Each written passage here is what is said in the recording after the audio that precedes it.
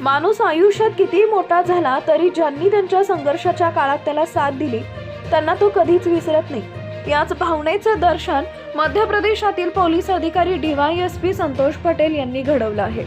Social मीडियावर viral झालेल्या या व्हिडिओमध्ये त्यांनी दाखवून दिलंय की वर्दीच्या आतही एक हळवे आणि कृतज्ञ मन असते।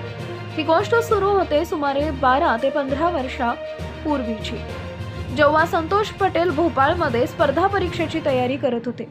त्या काळी त्यांची आर्थिक परिस्थिती अत्यंत बेताची होती। कधी कधी त्यांच्याकडे भाजी खरेदी करण्यासाठीही पैसे नसायचे। भोपाळच्या एका कोपऱ्यात ट्रान्सफर खाली सलमान नावाचा एक तरुण भाजीचा गाडा चालवायचा। संतोष पटेल जेव्हा भाजी घेण्यासाठी जायचे तेव्हा पैशांची ओढाताण असायची, तेव्हा सलमान त्यांची अडचण न सांगता ओळखायचा। तो हक्कानं आणि प्रेमाने त्यांना कधी एक वांग तर कधी एक टोमॅटो मोफत द्यायचा। पैसे नाहीत तर राहू दे, नंतर द्या असं म्हणत त्यांना अनेकदा त्यांची भूक भागवली होती। 12 वर्षांनंतरची ती अचानक भेट।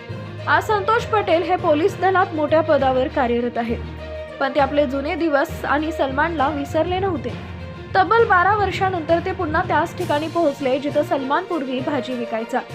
योगायोगानं सलमान आजही त्याच ट्रान्सफॉर्मर खाली आपला गाडा लावत होता।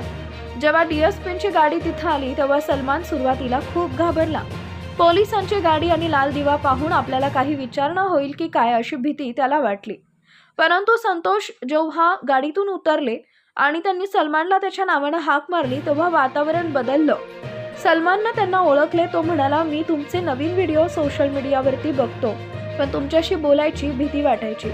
संतोष पटेल यांनी सलमानच्या ओठावरील एका जुन्या खुणेवरून त्याला चटकन ओळखलं होतं।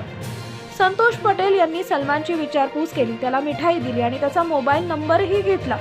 त्यांनी आवर्जून सांगितले की बंदा एहसान फरामोश ना हो, म्हणजेच माणसानं उपकाराची जाणीव ठेवावी।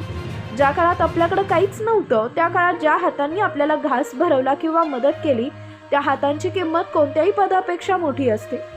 ही घटना केवळ एका भेटीची गोष्ट नाही, तर ती एका पोलीस अधिकाऱ्याच्या विनम्रतेची आणि एका छोट्या भाजी विक्रेत्याच्या मोठ्या मनाची साक्ष आहे।